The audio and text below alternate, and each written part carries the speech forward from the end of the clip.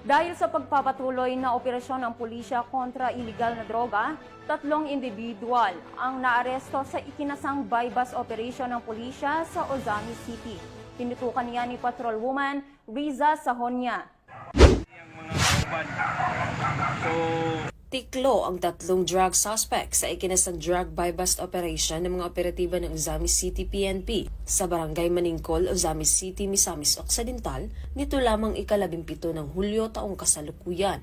Kinilala ni Police Lieutenant Colonel Harvey Abellanosa, officer in charge ng Ozami City Police Station ng mga drug suspect na sina alias Ipoy, 37 taong gulang, alias Michael, 29 na taong gulang at alias Adam, 22 taong gulang, mga lalaki at mga residente ng nasabing lugar.